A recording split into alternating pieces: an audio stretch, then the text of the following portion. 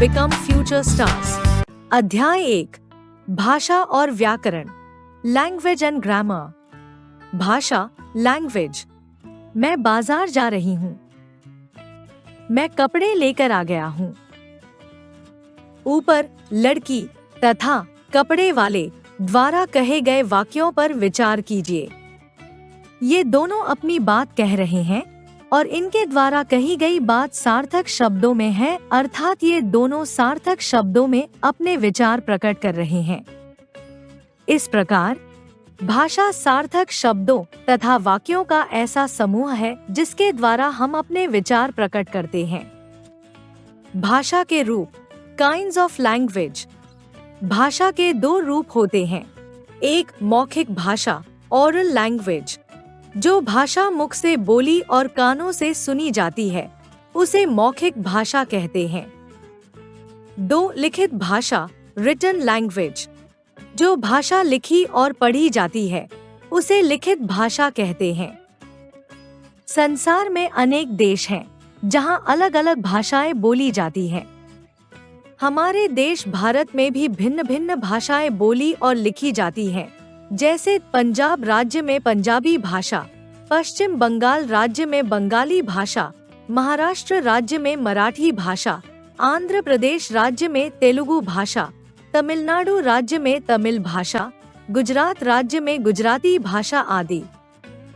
हिंदी भाषा हमारे देश के अनेक राज्यों में बोली और लिखी जाती है। हिंदी हमारी राजभाषा है। प्रत्येक वर्ष 14 सितंबर को हिंदी दिवस मनाया जाता है।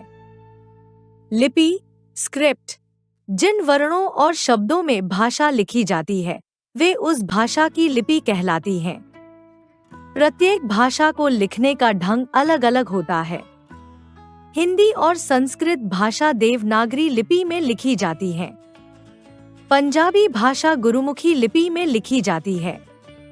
अंग्रेजी भाषा रोमन लिपि में लिखी जाती है। इस प्रकार भाषा के लिखने के ढंग को लिपि कहते हैं। व्याकरण, ग्रामर। हम पढ़ चुके हैं कि भाषा में वाक्य होते हैं। वाक्य शब्दों, शब्द समूह से बनते हैं तथा शब्द वर्णों से बनते हैं। जिस शब्द समूह का कोई अर्थ निकलता है, उस शब्द समूह को वाक्य कहते हैं।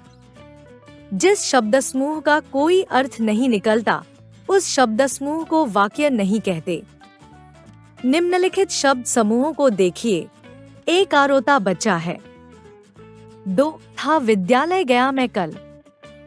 यहाँ पहले शब्द समूह का कोई अर्थ नहीं निकलता और दूसरा शब्द समूह व्याकरण के अनुसार गलत है, दोनों शब्द समूह वाक्य नहीं है। इन दोनों शब्द समूहों के सही रूप इस प्रकार होंगे। 1 बच्चा रोता है। 2 मैं कल विद्यालय गया था। इस प्रकार प्रत्येक भाषा में कुछ नियम होते हैं। इन नियमों को जानने पर ही हम भाषा को शुद्ध बोलना और लिखना सीखते हैं। भाषा की यह नियम व्यवस्था ही व्याकरण कहलाती है। इस प्रकार व्याकरण भाषा को शुद्ध और सही ढंग से लिखना, पढ़ना और बोलना सिखाता है। याद रखिए, रिमेंबर, भाषा सार्थक शब्दों तथा वाक्यों का ऐसा समूह है जिसके द्वारा हम अपने विचार प्रकट करते हैं। भाषा के लिखने के ढंग को लिपि कहते हैं।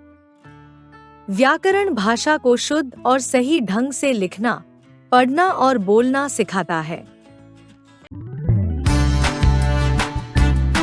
Like, share and subscribe.